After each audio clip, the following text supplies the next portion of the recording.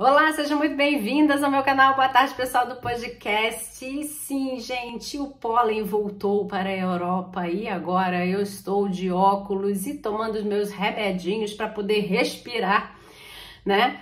E aí, realmente, os vídeos vão sair eu com essa carinha assim de mais ou menos, mas eu estou ótima e feliz de estar aqui com vocês. E para você que nem tá sabendo o que você tá fazendo aqui, caiu de paraquedas aqui no canal, não tá sabendo que eu tenho essa alergia porque você não conhece o canal. Então aproveita, se inscreve no canal, deixa seu like aí também, que você ajuda bastante. Aperta o sininho, porque no sininho você vai, né, apertando o sininho você vai receber nossas notificações aí de que tem vídeo novo. Compartilha com aquela amiga que tá igualzinha a você, menina. Sim, igualzinha a você como? Como aqui no canal a gente fala com esposas que sabem que estão no relacionamento com amor, mas elas não se entendem com esse marido de jeito nenhum e a gente faz esse negocinho funcionar. Bom, vamos lá falar hoje aí então sobre essas 3 coisas que arruinam o casamento. E olha, eu vou ser bem sincera com vocês, eu acho que boa parte das pessoas passa por isso, mas não se dá conta de que é isso. Porque é pouco falado, é pouco explorado, é pouco vivido o problema de fato. Ele tá, como é que eu vou dizer? Ele tá acontecendo. Só que não é um tipo de problema que as pessoas sentam, param e vão conversar sobre o assunto. Geralmente, elas já vão para o embate, já vão para a briga, já vão para o babado, para a confusão, na hora que elas percebem que tudo isso aconteceu e que, tipo, já estão colhendo resultados. Então, se você ainda não está colhendo resultados do que eu vou falar, que beleza, olha só, você pode se precaver, você pode se prevenir, criar planos de contingência para que isso não te atinja. E se você já está no olho do furacão, vai ser importante para você entender com clareza esse processo que você já passou, mas que eu tenho certeza que você não prestou atenção. Então, quando você entende que você passou pelo processo e que é por isso que hoje você está onde você está, é como se a gente estivesse puxando a pontinha do fio de um novelo de lã todo embolado. Já viu o novelo de lã? Que faz tricô, crochê, né? Que embola, embola, embola, dá nó. E a gente não sabe nem por onde começar e dá vontade de pegar, jogar aquilo no lixo, pegar e comprar outro. No casamento também acontece a mesma coisa. Quando tá assim embolado, muita gente tem uma preguiça, né? Ou já tá por aqui, fala, quer saber do negócio? Vou jogar esse troço fora, né? Por mais que eu já tenha ali feito uma blusa inteira, né? Não tem gente que faz uma blusa inteira, no final do novelo lá deu o nó, não consegue mais tirar o nó de jeito nenhum. Se botar outro novelo vai dar ruim na blusa, pega, joga tudo fora. O trabalho inteiro vai embora. Mesma coisa no casamento. Joga um casamento inteiro fora porque não tá a fim de procurar qual é o pontinho, qual é a pontinha do novelo que precisa puxar para reestruturar, né? E colocar arrumadinho, enroladinho de volta, né? Para poder simplesmente puxar o fio e ele servir a função que ele veio, né? Então vamos lá. A primeira coisa que acontece dentro de um casamento e que na verdade não acontece, tudo que eu vou falar aqui, a gente está falando para os casais, porque eu trabalho com casais, mas tá na vida da gente. Tá? Então, assim, às vezes isso também acontece com relações familiares, com relações de amigos, mas dentro do casamento tudo ganha uma proporção maior, né? É que nem a história do Big Brother, né? Os caras não dizem lá, vivemos a vida do jeito que a gente estava vivendo lá fora, só que aqui fica maior. O casamento é exatamente assim. Então, olha só, a primeira coisa que eu vejo que muitos casais têm problemas é de saber fazer a diferença entre ter individualidade e ser individualista. As 2 palavrinhas parecem a mesma coisa, mas elas não são. E quando a gente não sabe o significado de uma palavra e a gente repete isso dentro da nossa vida, a gente acaba convivendo, vivendo, transformando, criando resultados que advêm do verdadeiro significado ali daquela palavra, entendeu?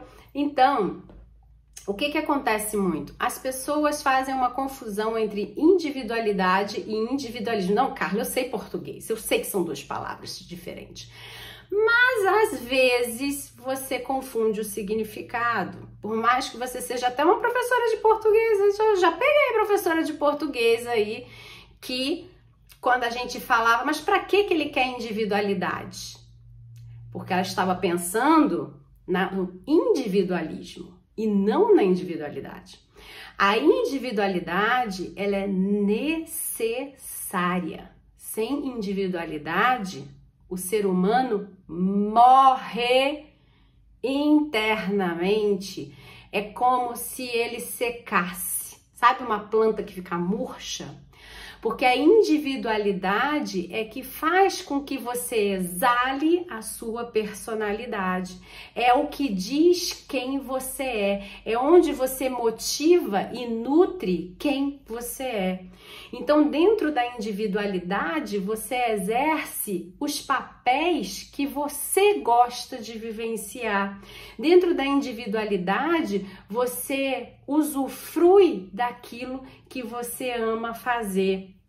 Dentro da individualidade, você tem os seus pontos de pensamentos, os quais você acredita. Dentro da individualidade, você tem o seu ser completo.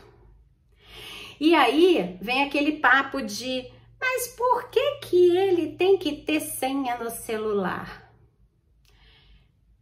Ele tem que ter essa individualidade? Não é assim que vem? Então, isso vai de casal para casal. Tem pessoas que, dentro dos valores internos dela, a individualidade dela é composta de privacidade. Se esse valor não for atendido, né? Se ela não se proteger de você e de qualquer outra pessoa, ela se sente insegura.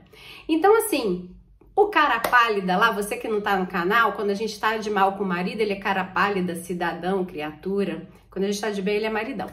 Então, o cara pálida lá, ele pode realmente estar fazendo uma bobagem. Tudo bem, pode estar acontecendo, tá? Mas dentro da individualidade, né? Se dentro da individualidade, quando a gente subdivide, dentro dos valores internos dele, tem também lá um negocinho chamado privacidade, ele vai se sentir inseguro se ele não puder ter privacidade. E aí, o que vem puxando esse novelinho aí todo embolado? Quem tem o valor da privacidade, se não é respeitado isso, ou ele não se dá o respeito, ele se sente inseguro, ele se sente invadido, ele se sente uma pessoa que tá sem confiança em si, porque afinal de contas, se eu não posso ter minha privacidade, talvez eu não faça isso que eu gosto tanto e que me nutre, porque diz respeito a mim. Eu gostaria de fazer. Ah, mas é uma bobagem, Carla. Que então, assim, ninguém se pode saber, né? Menina, me conta um negócio. Quantas coisas você faz que você adora, mas você não quer contar pra ninguém que você faz? Conta aí. Enfim, eu vou dar um exemplo de adolescentes, porque fica muito difícil a gente comparar o mundo adulto nesse sentido, porque eu vou falar uma coisa aqui que você vai dizer pra mim assim, ah, imagina, isso pra mim é bobagem, você não vai se conectar. Então eu vou pedir para que você tenha um momento de empatia com um adolescente que tem ainda aquela naninha, sabe aqueles travesseirinhos de bebê? Conhece? Que a criancinha fica agarrada, e aí você fala, menino, você já tá com 15, 16 anos, sério que tu vai ficar com esse negócio aí mofando, colada nisso? E a pessoa tem. E aí, esse adolescente, quando os amigos chegam em casa, esconde Já viu isso acontecer? De repente você tem até um filho, uma filha adolescente que tem uma coisinha aí que ela faz isso, que remete à vida dela da infância, mas que quando os amigos chegam, ou ela não quer que você fale a respeito disso, porque ela quer o quê? Privacidade, né? Ela quer que você guarde isso. Você faz parte desse momento de privacidade dela, porque foi você que botou lá no mundo, você sabe o que ela faz, né? Mas se você não estivesse aí do lado dela, ela não contaria pra você. De repente ela não conta pro namoradinho, pra namoradinha, que tem esse neném aí, esse bichinho, esse negocinho aí que ela dorme agarradinha, né? Ou ele dorme ainda agarradinho com isso. Porque isso traz pra ele ou pra ela o quê? Segurança, confiança, estabilidade emocional, né? E aí ela se nutre, essa pessoa, esse adolescente se nutre, se renutre, né? Quando tem uma noite de sono agarradinho lá com o bichinho, né? E ela quer que conte, ela quer que você saiba que ela ainda tá com isso, ela quer que você fale para suas amigas, não quer, né? Não quer, porque isso faz parte da intimidade, da privacidade dela como indivíduo. E ela precisa, como indivíduo, desse momento íntimo, solitário, para se renutrir, sentir-se segura, sentir aquele cheiro que remete ela a aconchego, a acolhimento, para que ela se renutre e no dia seguinte ela se coloque em ação novamente, enfrentando lá a galerinha, uma bacana, né? Do colegial, do segundo grau, sei lá onde ela tá. Né? Assim, a mesma coisa acontece na vida adulta, né? Nós adultos temos determinadas coisas que dizem respeito à nossa individualidade e que não necessariamente a gente quer que o nosso parceiro, a nossa parceira, apesar de toda a intimidade, né? A gente quer que saiba, né? Porque causa um constrangimento, porque causa algum movimento de insegurança, ou porque não quer ficar discutindo com você, porque que ainda é um galalau de 35 anos e ainda tem a naninha de bebê dentro de casa e bota na cama, né? Não quer discutir isso com você, porque é uma coisa que faz parte da individualidade. E claro, falando do movimento adulto, dentro da individualidade tem o recolhimento, né? Existem pessoas que, por causa de determinados perfis comportamentais, elas precisam se recolher para que elas possam, então, se reenergizar, né? E aqui energia não tem nada a ver com místico, cósmico, nada disso. A gente está falando de dormir, acordar. Você acorda porque você já está com a energia refeita. Você vai dormir porque você está com baixa energia física, mental. Então, a gente está falando disso, tá? Então, determinados perfis comportamentais, eles precisam de recolhimento, de privacidade, de respeito à individualidade deles, para que eles possam ter mais a te oferecer, senão eles se esvaziam, tá? Diferente dos individualistas, do individualismo, né? Individualismo é um movimento, são pessoas que elas pensam que elas precisam ser o tempo inteiro servidas, tudo é vantagem para elas, né? É diferente, é o egoísta formado, né? Tudo delas tem que vir primeiro, mas não é no sentido de eu sou o primeiro lugar da minha lista de prioridades. Não. Individualidade é você se colocar no primeiro lugar da sua lista de prioridades. Primeiro eu tenho que ser um ser completo, depois eu posso oferecer o que eu posso para os outros, né? Então, você se colocar no primeiro lugar da sua lista de prioridade e dizer não para as pessoas, porque você, para dizer sim, você vai descer para o segundo lugar da sua lista de prioridades e vai botar essa pessoa no primeiro lugar da sua lista de prioridades, isso não é egoísmo, tá? Quando você é egoísta, é exatamente esse movimento de você sair, né? Você tirar a pessoa do primeiro lugar da lista de prioridade delas e aí você que entra, né? Então, uma pessoa individualista, ela vai pegar uma pessoa que tem a sua individualidade e ela vai dizer assim: sai do primeiro lugar da sua lista de prioridade porque você precisa vir me servir. A pessoa que respeita a individualidade dela vai dizer: não desço mais de jeito nenhum, minha filha. Olha, peraí. Não, porque você está sendo egoísta, porque você quer que você continue aí no seu primeiro lugar da sua lista de prioridades e eu saia do meu lugar para te servir, né? Para que você ganhe o resultado, o produto do seu trabalho para você e mais do meu trabalho para você, né? Olha só, né? Isso sim é egoísmo, sacou? Então, a gente não pode ter dentro do casamento uma pessoa individualista e que faz parte do movimento do individualismo. Mas a gente necessita, é urgente que existam duas pessoas com uma ótima individualidade vivenciada. Porque a gente só consegue ser feliz dentro de um casamento quando a gente sabe ser feliz sozinho, né? Às vezes você vai ter necessidade e você pode ser que seja uma pessoa que tenha necessidade mesmo de estar com outra pessoa, o que não significa que você não sabe ser feliz sozinha, né? Tem um mito aí nessa história, né? Que quem casa é porque não sabe ser feliz sozinho ou precisa estar sempre casada com alguém que não sabe ser feliz sozinha. Não, pelo contrário, casamentos saudáveis.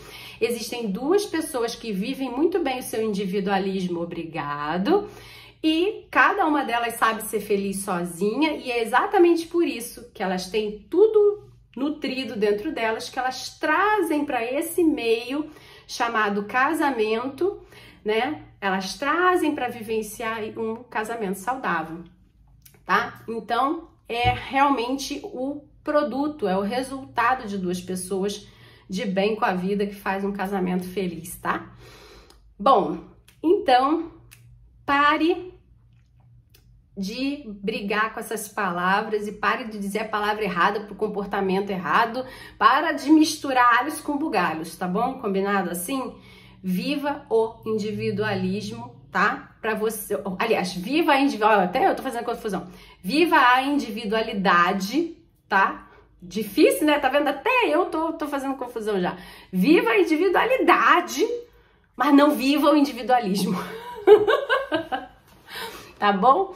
Bom, outra coisa é o seguinte: organização financeira é o passo 2. O passo 2 é o seguinte: muitos casais, eles começam a vida sem nunca falar e sem nunca querer dizer nada sobre a questão financeira. E aí, de repente, eles se veem embolados aí por essa questão e eles começam a procrastinar os problemas relacionados às finanças, né? Eles não querem falar sobre esse assunto, vira um tabu. E aí, no final das contas, isso gera amargura, isso gera insegurança, isso gera brigas, angústia, né? E não tem outra coisa a ser feita dentro de um casamento que tá com problema de organização financeira, exceto sentar, conversar, botar os problemas na mesa.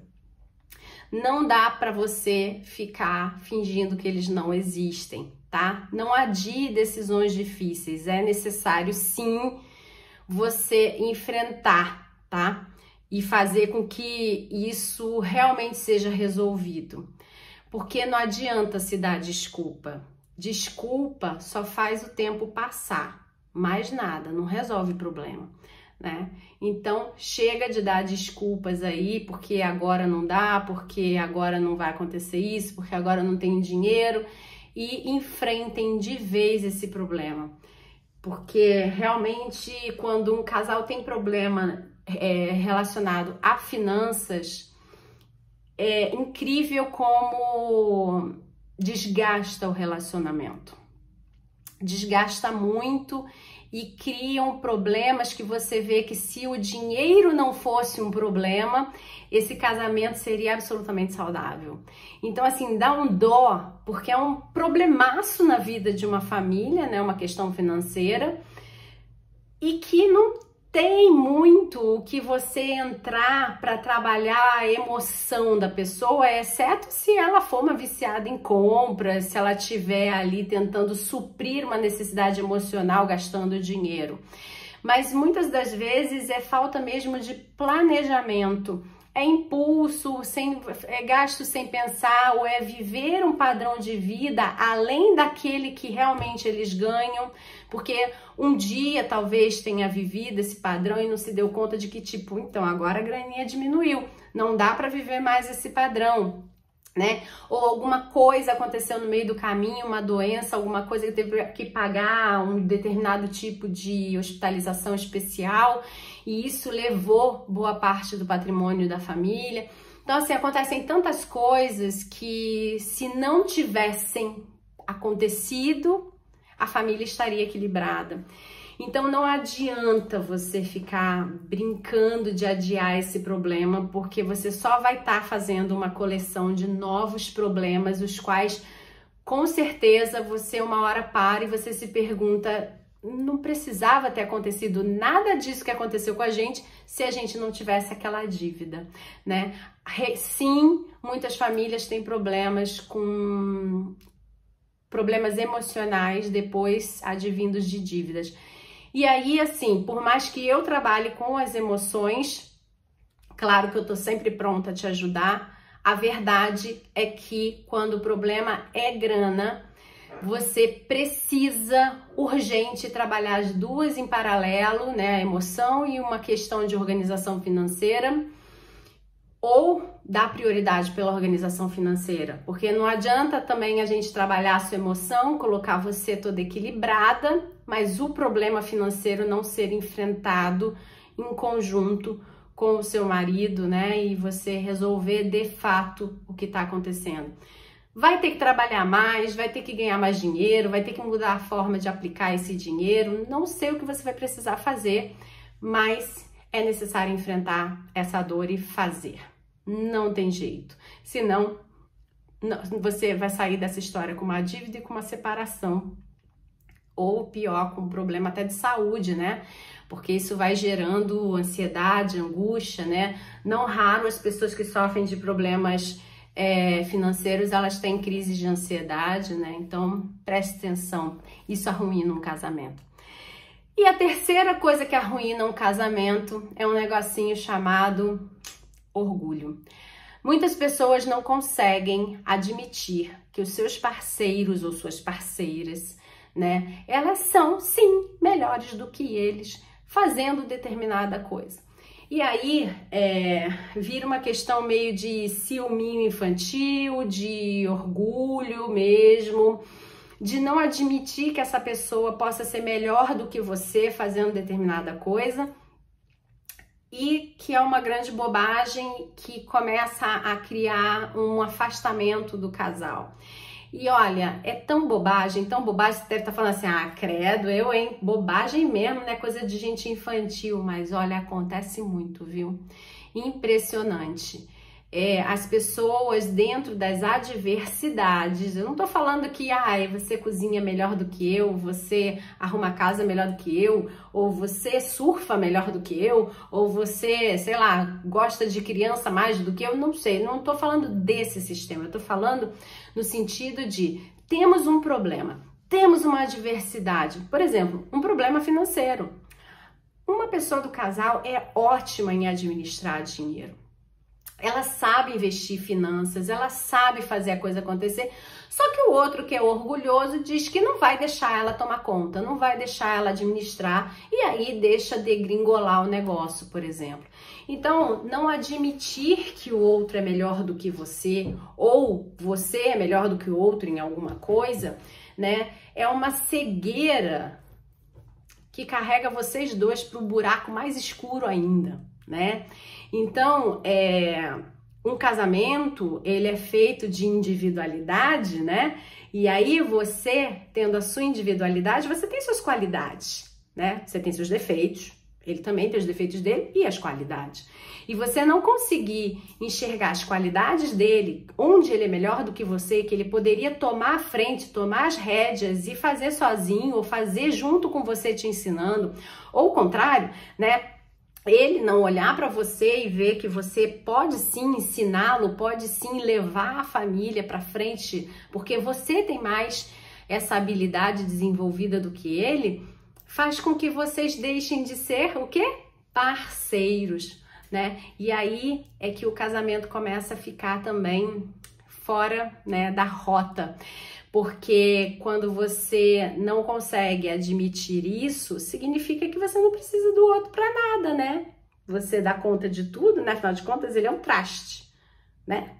Ele serve para nada. Qualidade dele, tudo baixinha, mas qualidades, sou mega boa, muito melhor do que ele, né? Para que eu vou ouvir o que ele tem para falar, se ele é rasinho, se ele é ruim, né? Tem nada para trazer para mim, não. Então, aí, para que você quer, então, uma pessoa dessa como parceira, como par, né? Até quando a gente fala em projetos empresariais, por exemplo, né? Hoje em dia, a gente chama os sócios ou as pessoas que têm o mesmo cargo de pares, né? Por que eles são seus pares, né? Porque eles são pessoas que têm mais ou menos as mesmas definições de projeto para serem cumpridas, são pessoas que são complementares umas às outras, são pessoas que agregam porque vocês estão caminhando sempre juntos. Então, onde o seu par está, você também tá, né? Você entrega uma determinada coisa que ele não é tão bom assim, ele entrega determinada coisa que você não é tão boa assim, que vocês vão andando juntinho, um vai carregando o outro, né? Então, no sistema empresarial, funciona muito bem, né? Porque tem graninha envolvida, né? Mas dentro do casamento, a gente empurra com a barriga, finge que não tá acontecendo nada, porque afinal de contas, parece que não tem dor, né? Porque não dói no bolso, né? O bolso é o órgão que mais dói, né? Então não dói no bolso, então ninguém olha. E é um grande engano, né? Porque dói no coração, dói na alma, dói no resultado que uma família colhe, né? E aí, como não é mensurável financeiramente esse estrago, né? As pessoas não dão bola. E aí fica cada um sofrendo para o seu lado, cada um agora criando seus caminhos individualmente, né? E aí vão caminhando e não olham para o outro, né? Vão afastando, vão deixando de ser pares. Então, assim, presta atenção. Hoje a gente falou sobre 3 estragos aí bombásticos do seu casamento, que até eu fiz confusão ali na hora que fui falar para vocês de tão difícil que o negócio é, né? É difícil mesmo você fazer a diferença entre individualidade e individualismo. Não erra, Carla. Não passa essa vergonha agora. É muito difícil de fazer, tá? E principalmente quando nenhum dos dois mais está vivendo a individualidade. Porque aí você jura que o outro não pode viver essa individualidade dele, né? Então, preste atenção. Para que vocês continuem sendo ou sejam daqui para frente pessoas únicas que trazem um meio, né? Um meio termo aqui chamado casamento, né? Trazem felicidade um para o outro. Depois, organize em frente esse dragão aí que é o seu problema financeiro, se você tiver, porque sim, você não precisava estar vivendo nada desses problemas de ansiedade, de amargura, de tristeza, de insegurança, se você não tivesse tido esse problema financeiro. Então, a gente precisa acabar com a raiz desse problema. Bora sentar e resolver esse negócio. Porque daqui pra frente é ladeira abaixo. Financeiramente é no casamento. Então, que seja num lugar só, né? Qual vai ser? Bora lá, né? Não estraga tudo, não. Vamos enfrentar esse problema. E o outro, então, é você reconhecer que sim, o outro é melhor do que você. Uai, qual o problema? Que ótimo, olha que pessoa espertíssima e maravilhosa que você é, porque você conseguiu casar com uma pessoa que, afinal de contas, era melhor do que você, né? Olhou pra ti, criatura, e aí ele era melhor do que você. E aí ele olha pra você e fala: menino, não é que eu casei também com uma mulher muito melhor do que eu, mas muito melhor do que eu. Olha como ela é melhor do que eu nisso. E ele tem orgulho também de que você é muito melhor do que ele em determinadas coisas, porque sim, a gente é assim, a gente faz coisas muito melhores do que o outro numa determinada área e a gente é uma catástrofe em outras coisas. Ó, eu mostro toda hora, olha, eu sou uma catástrofe fazendo pipoca, gente, olha isso. Olha o que eu consegui fazer com o meu braço. Eu sou uma catástrofe cozinhando. E aí, né? Mas eu tenho certeza que eu sou ótima salvando casamento. Então, é assim que a gente vai vivendo a vida, né? Vai assumindo as nossas catástrofes e vendo o que é possível fazer para melhorar, né? Que da próxima vez eu não me queime, não faça um estrago desse, né? E vou ficar feliz de salvar casamentos, porque é isso que eu sei fazer, é isso que eu amo fazer, tá bom? Bom, faça o mesmo com você, né? Assuma que você é uma catástrofe em alguma coisa aí e que seu marido é bem melhor do que você. Entrega para ele a bandeirinha de sucesso para ele e também, não, claro que eu sou boa nisso, né? E bota aí para quebrar também no que você realmente é boa, tá? Bom, deixa seu like, comenta, compartilha. Precisando de ajuda, procura aqui no card desse vídeo que você vai ter todas as informações sobre o meu trabalho. Me segue lá no Instagram, @carlacunhapsique, que eu vou adorar ter você lá. Lá a gente tem sempre live, tem um monte de coisa acontecendo. E fica de olho aí que de tempos em tempos a gente abre os nossos cursos online também. Quem sabe você não possa participar do próximo, tá bom? E fora isso eu tenho os atendimentos individualizados também, que eu tô lá prontinha para te atender, tá bom? Grande abraço, tchau, tchau, até a próxima.